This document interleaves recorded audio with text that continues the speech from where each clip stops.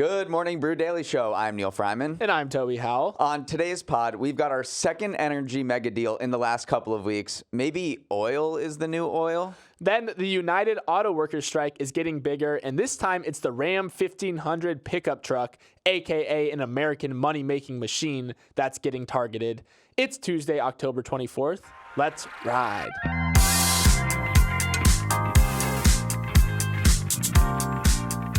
Neal, last night I had what is considered to be one of the best, if not the best, cheeseburgers in New York City at Fort Charles Prime Rib. It had 2 Wagyu beef patties, an egg on it, thick cut bacon, the whole 9 yards. And here's the thing. It totally lived up to the hype. I love when things live up to the hype. How much was it? Okay, Neal, come on. Don't ask that question. All right, I guess living up to the hype means worth however much you spent on it. But I agree. When something lives up to the hype, it's not often. So good for you. I'm very curious. I mean, everyone's just going to look up how much it costs after this, so you might as well just say it. It's really the bacon in the egg that makes it more expensive. Like the actual burger, I mean, I'm just not going to say it. Oh, the bacon and the egg are on top of it? Yeah, that's what makes it so expensive, though. Those are the add-ons, yeah. But honestly, if you guys have had a great meal recently, leave us an Apple review and tell us about it. Or, I mean, they could just email us. Neal, I'm trying to share the pod here. Like, let me do my thing here. I'm a marketer. But yes, tell us about your good meals you've had. All right, before we jump into the news, we have a quick word from our sponsor, Yahoo Finance. Yahoo Finance is the #1 finance platform on the internet for a reason. Isn't it because the #1 business podcast, Morning Brew Daily, talks about it every day? Of course, but also it probably has something to do with the seamless and intuitive experience it offers you, whether you're a beginner or an expert. It's probably because of us. Who am I to disagree? Head to finance.yahoo.com if you're looking for help navigating the financial landscape, or download the Yahoo Finance mobile app to get it directly on your phone. Let's dive into the news where the United Auto Workers strike is expanding faster than you can say, let's ride. As of yesterday, 6,800 more people stopped working at a Stellantis plant in Sterling Heights, Michigan, bringing the total number of striking workers to more than 40,000 when you include Ford and GM. But it's not just the number of workers that makes this significant. The latest strike targets a plant that makes Ram 1500 trucks, Stellantis' best-selling vehicle by far. It's already sold 332,000 Ram pickups in the U.S. through the first 9 months of the year, which means the plant shutting down will likely end up costing Stellantis $110 million a week for the foreseeable future. Just to break down that math a little, Sterling Heights produces around 1,000 trucks a day, 6 days a week, which comes out to about 300,000 trucks a year. With the average sales price being at around $64,000, the trucks from that plant alone could produce revenue of almost $20 billion a year. So yes, this strike is hitting them right in the moneymaker. Stellantis presented a new offer to the union last Thursday that included a 23% wage increase over the life of the contract, but the UAW thinks they can get more. Neal, this thing keeps dragging on, and Shawn Fain, the union's leader, isn't giving up an inch. Not just dragging on, but ramping up. I just remember 6 weeks ago when this started, they just did strikes at one of each of the Ford, GM, and Stellantis factories. Now, as you mentioned, it's widened to a bunch of warehouses, a bunch of different factories, and there are now 40,000 people striking. This is ramping up in a big way. I just want to go over what Stellantis is, because people might be like, okay, I've heard of Ford and GM. What is Stellantis? I've heard you talk about it. But it was from the merger of Fiat Chrysler and France's PSA Group in January 2021. It's a big global automaker, the 4th largest in the world by sales. And the American brands you may know are Dodge, Chrysler, Jeep, and then there are the European brands like Peugeot and Opel. And they are more profitable than Ford and GM. So this is considered a huge car company. Shawn Fain is really swinging them in the gut right now, and that metaphor did not work. You can swing someone in the gut. I do think that Fain almost wants to make an example a little bit of Stellantis because it has the highest profit among the automakers, and so it's also, according to him, lagging behind Ford and GM in addressing the UAW's demands. So the cost of living adjustment that they're offering is not as big as Ford and GM. So it does seem like Shawn Fain looked at, okay, where can we hurt Stellantis the most? And it is at this Dodge Ram pickup truck, because they're the moneymaker in the U.S. Like we've seen those commercials. Like, nah, it's Ram. It's a very American type thing. So automakers and their suppliers are getting hurt from this strike so far. But if you're buying a car, you might not notice. There's plenty of inventory at dealerships. Dealers are saying that they've stocked up. They've learned from previous strikes, but they have about a month left, and then they say the faucet is about to be turned off. So everyone's looking at Sean Fain's end game here and wondering, dude, you've got these concessions from all these automakers. You brought up pay raises from the single digits now. They're all offering 23% pay raises over the years of the contract. Where does this end? At what point do you say, I've got enough from them? I know people have been pushing back a little bit on his leadership style because they're saying you're pushing these companies to the absolute limit, but he's saying they have more to give. And again, we mentioned it on yesterday's show, but GM reports quarterly earnings today. Ford's report comes out Thursday, and Stellantis reports on Halloween, so that's going to be a spooky time for them. So yeah, we will see just how much they have to give, because it's going to probably be a pretty nice quarter for automakers, and that's only going to help Sean Fain have even more leverage in this situation. Okay, moving on. I feel like many of you listening aren't fully awake yet, so let's discuss a story that will make you shoot straight out of bed: the 10-year Treasury yield. Yeah, it doesn't sound so exciting at first, but this is the biggest story in the economy right now, and we need to get to the bottom of what's going on. Here is what's going on, and I'm going to explain it as best I can. Yesterday, the yield on the 10-year U.S. Treasury note extended its astonishing upward climb to hit 5% for the first time in 16 years. As we've talked about on this show, the rate is a measure of how much it costs the U.S. government to borrow, and it's used across the world as a benchmark for all types of lending, like mortgages and corporate debt, as well as stock prices. The spike in yields is one reason why you probably haven't opened your Robinhood account in a while, because it's been weighing down stocks big time. And remember, yields rise as bonds fall, so climbing yields reflects a major bond sell-off. Investors aren't exactly sure why yields have spiked from 3.8% at the start of the year to 5% now, but it's likely in anticipation of the Fed keeping interest rates higher for longer and anxiety about the U.S.'s deteriorating finances and mounting debts, which we discussed on the show yesterday. But some big-name investors think this bond sell-off is too fast, too furious, and has become unmoored from reality. Billionaire investor Bill Ackman, who was short government bonds, meaning he was betting on them to fall, which has been happening, said yesterday he now thinks more investors will buy bonds, not sell them.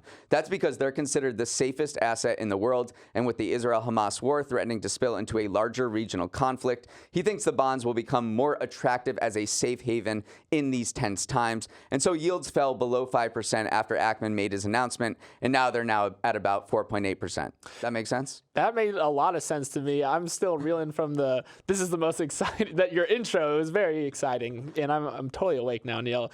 But honestly, the scary part here is potentially the motivation behind the sell-off. And you mentioned it. If people are selling bonds, it usually means there's a certain level of confidence in the economy, because you can find better yields elsewhere, maybe in the equities market. But if analysts are concerned this time around because maybe people are just losing confidence a little bit in kind of this safe haven asset that's been a safe haven asset forever. And yeah, you mentioned the government debt is one of those reasons why that confidence might be shaken a little bit. But I also just want to highlight the Bill Ackman piece of this, because it's so funny to me. I had this econ teacher in high school that taught us about animal spirits. And animal spirits is this famous term coined by John Maynard Keynes, and essentially means that human emotion can drive financial decisions more so than we'd like to admit. So if we look at the trading activity around Bill Ackman's announcement, you literally saw the bond yields dip back beneath 5% because Bill Ackman said that he does see people flooding back into bonds as this safe haven asset. So it was funny to me that one person and one announcement actually did kind of manipulate the market. So again, you use the word unmoored a little bit. If the bond market is unmoored from the usual things that make it go up and down, it's a bit of a scary time for investors. Well, maybe investors were thinking in the back of their mind that bond yield, this bond sell-off had been too big already. And when somebody as prominent as Bill Ackman, and who looks at the market very closely, he just said there's too much risk in the world to remain short bonds at current long-term rates.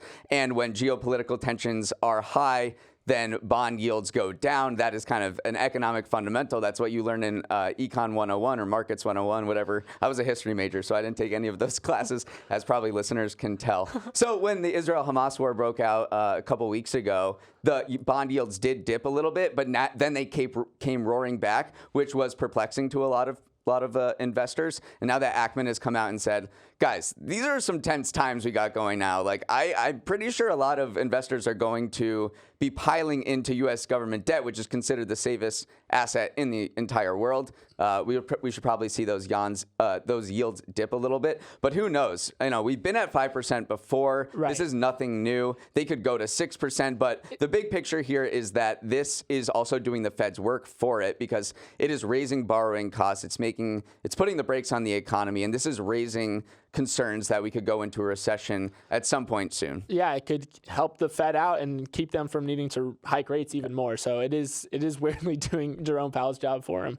All right, Neal, for our next story, we have another mega oil merger on our hands. Yesterday, Chevron agreed to acquire Hess Corp for $53 billion, which, if you remember, is the second major deal in the U.S. oil industry in just the last few weeks, after ExxonMobil bought Pioneer Natural Resources for $58 billion. There are some differences between the two acquisitions, though.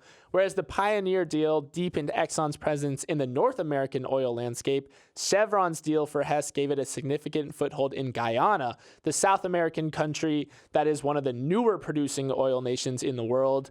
Guyana is especially important to Chevron because Exxon actually already owns 45% of the production in that region, so Chevron no doubt felt some urgency to establish itself there as well. Neal, Hess's shares have almost doubled in the last year, and yet Chevron is still paying a 10% premium for them, which shows just how desperate they are to snag a piece of the world's largest crude discovery of the past decade. This is a land grab right now, and the two fastest growing production zones outside of OPEC are the ones that were the subject of these recent acquisitions: Guyana, and Permian Basin in Texas. It's kind of crazy, the story of Guyana, because this was just it was always overshadowed by its neighbor Venezuela. And then in 2015, you remember him, Rex Tillerson, who was the former Secretary of State and the former CEO of ExxonMobil, said, let's drill here. And he called up his buddy, Mr. Hess, who ran the Hess Corporation and currently still runs it, said, let's drill here. And then they found what is like the most breathtaking, I don't know if anyone would describe it as breathtaking, but it's a huge moneymaker to find that oil off the shore of Guyana. And now, the economy in Guyana is exploding, and Chevron really wants to take a piece of this really fast growing oil. Yeah, its oil production is on course to triple to 1 million barrels a day by the end of the decade. And it's absolutely crazy that it pumped its first barrel back in 2019. Yeah. So it is so new. And that would put it, the country, it only has 800,000 people on it. It puts it on par with OPEC members. So it just goes to show you how one oil discovery can really change the fortune of a country. The economy is expected to grow 37% this year. And we talked about Alaska recently that has this huge oil dividend because there was oil discovered there in the 70s. And so it kind of reminded me of that. The big question I'm sure everyone has about this acquisition, though, what is going to happen to the Hess trucks? Because I got a Hess truck every single Hanukkah for like 25 years from my grandfather. And so my basement at my home in Massachusetts is full of Hess trucks. So amazing marketing. I saw this on social media. I don't get the Hess truck thing. I never You're from understood. Florida. You just don't understand. Is it literally just an oil truck that like kids got to play with? It is like a fire truck. Each year they come out with a different model. Okay. Sometimes it's a fire truck. Sometimes just it's a plane. As Hess. Yeah. Interesting. Look it up. Have you seen those commercials? No, this is one of those trends, I guess, that it was going around social media and everyone's saying the Hess trucks. And I felt so uninformed. So thank you, Neal, I'm sure we're going to get a lot of emails from people being like, Toby, I can't believe you don't know the Hess truck. But for a young boy who loves transportation and playing with trains and planes, to get those trucks every year was always super fun. All right, I'll keep an eye out. All right, we're going to take a quick break before we jump into our next story. We're back with some more headlines from yesterday's news. This was freaking wild. An off-duty pilot riding in the jump seat of a cockpit was arrested and charged with 83 felony counts of attempted murder after he attempted to shut down the engines on an Alaska Air flight headed to San Francisco. The flight crew was able to subdue him and the plane diverted to Portland, where it landed safely. But according to one passenger, the flight attendant came on the speaker and said, "He had a mental breakdown. We need to get him off the plane immediately." That is not the kind of announcement you want to hear. Apparently, it's common practice in the industry for off-duty pilots to hitch a ride in the passenger seat of the cockpit, known as the jump seat, while going to different airports for work. But this guy was potentially the worst passenger on earth and tried to take down the whole plane. I'm glad this whole ordeal turned out okay, but makes you wonder. It was a crazy headline to reel yesterday. We just kept sending it around going like, what? This doesn't happen. It is interesting, too, to put this kind of in the backdrop of what's been going on in the aviation industry. I mean, United Pilots just secured a $10 billion union deal that would raise pay up to 40%. And then also there's been some proposals recently to cut the amount of flight hours that pilots need in order to fly commercial. So I don't actually know if this incident helps or hurts the case in any way, because it actually was the pilots reacted extremely well and reacted very quickly. They got the fuel lines back on, but then you also see that this one pilot who is certified having a mental breakdown. So I don't know, just putting it in context of these two other aviation stories, it was interesting to see whether this is going to help or hurt pilots' case for higher pay and like better hours going forward. I didn't think we'd get a scarier story on a plane this year than the diarrhea one, but this immediately leapfrogged it. You're totally right on that. All right, Neal, for our next story, the DOJ is investigating Tesla for potentially exaggerating the range of its vehicles. Remember, there was a report earlier this year from Reuters that said customers were filing complaints left and right about the range of their Teslas, which was sometimes less than half the miles they were supposed to get on a full charge. The company got so many complaints that Tesla actually created a special diversion team in order to cancel some of those appointments. There was also that car and driver's test from earlier this year that found German automakers like BMW, Mercedes, Audi, and Porsche typically provided conservative range figures, while Tesla always ended up overshooting theirs. Tesla ranges were, on average, 2 times as far off from their label value as most EVs. So now the DOJ is breathing down Tesla's neck to see if there really is some illegal exaggerating going on. There's also a bunch of other investigations that the DOJ is looking into at Tesla. One is called Project 42, and there was this Wall Street Journal article out a few months ago that talked about how Elon Musk was allegedly dipping into company coffers to build an expansive glass-walled house near his Austin Gigafactory. So the DOJ is also looking into the range issue, and also a lot of other perks and other shenanigans that Tesla's execs may have been doing.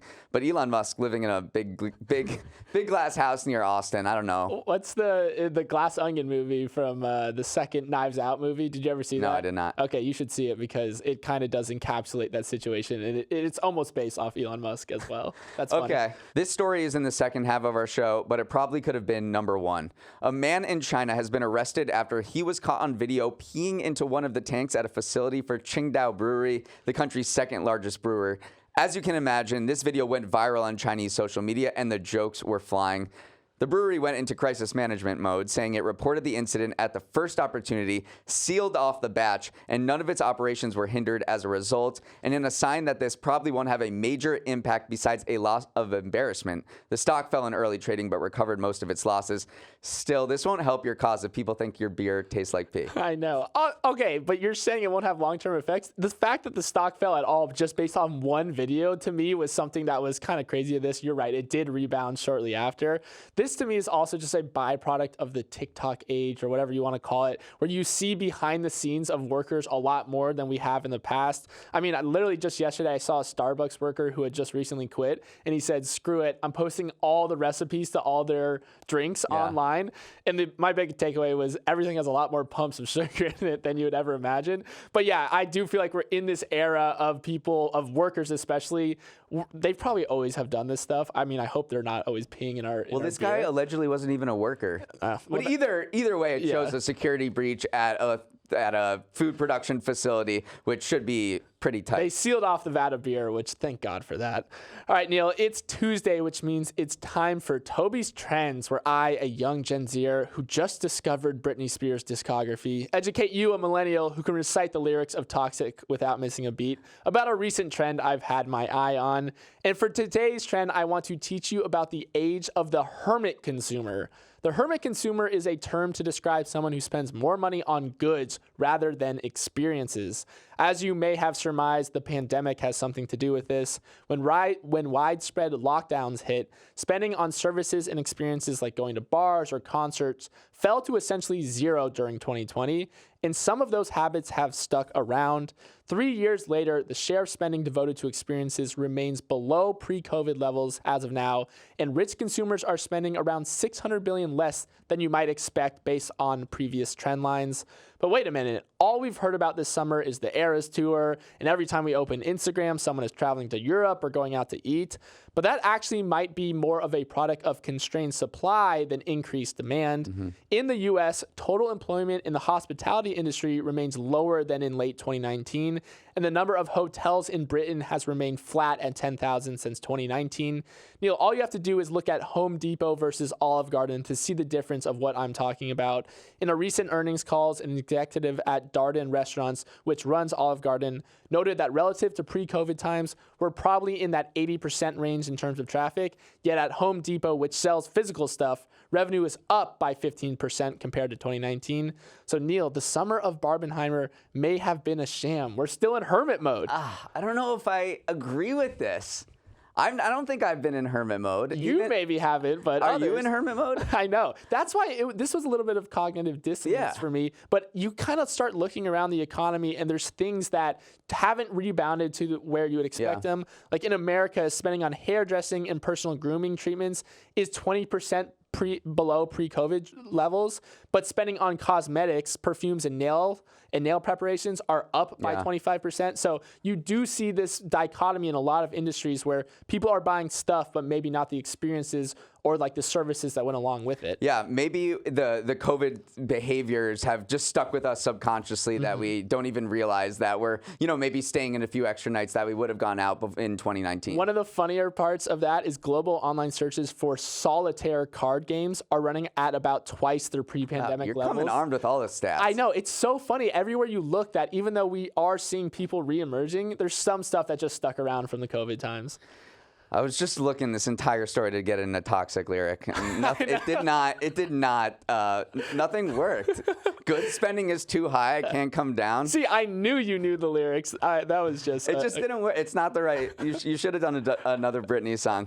Okay, for our final story, have you ever been swiping and thought, this person's kind of cute, but I'm not sure if they're for me? I'd love a second opinion from a friend or a parent. Well, Tinder is making that a lot easier. The dating app is rolling out a new product, Tinder Matchmaker, that lets you invite other people to view and suggest potential matches. The way it works is you select up to 15 profiles that you're interested in, send them to friends and family, and within a 24-hour time frame, they can recommend profiles for you without needing to be a Tinder user. The app says this product is the result of user behavior. A survey they commissioned showed that 75% of singles said they discussed their dating lives with friends multiple times per month. So it wants to grease the wheels a little bit. So is this a smart move? Is this concerning from a privacy standpoint that a non-Tinder user can see 15 Tinder user profiles? I feel like that's a little weird. Well, I love this from Tinder because it is just absolutely having your finger on the pulse of what your consumer is doing. I mean, you mentioned that survey, but also everyone has had that experience of being on a dating app and having your friend looking over your shoulder saying, ooh, or ah, and like this person's cute or this person's not. And so I love that they are doing that. And it's also a sneaky marketing tactic. You know how I have to always sneak in the marketing tactics. What is a marketing tactic? Because you're soft introducing Tinder to 15 people every time that profile is sent out. And so even if maybe it's a single friend, maybe it's not a single friend, but you are at least introducing Tinder to people who don't even have the app downloaded. So I do think they are seeing, hopefully maybe someone will will recognize Tinder is a good place for finding love online. Yeah, this is a part of a broader product release that's going on at Tinder as users stagnate across Match Group's portfolio, which owns Tinder. Paying users fell 5% to 15.6 million last quarter, so they're trying to squeeze as much revenue out of everyone they've got right now. They rolled out this $499 per month Tinder Select subscription, $500 a month to find true love on Tinder. They're offering that to less than 1% of their users, but they're hoping that, the high end of the range will pay up. So I don't know about that. $500 to find love? I don't know. Seems like a bargain to me, Neal. Okay, that is all the time we have for today. I'm getting very anxious about not having a Halloween costume. So if you have any ideas, listeners, shoot them my way. Our email is morningbrewdaily@morningbrew.com, and I will be refreshing it all day. Let's roll the credits. Emily Miliron is our editor and producer. Samantha Velez and Raymond Liu are our associate producers. Uchenna Ogu is our technical director. Billy Menino is on audio. Hair and makeup is the embodiment of the hermit economy. Devin Emery is our chief content officer, and our show is a production of Morning Brew. Great show today, Neal. Let's run it back tomorrow.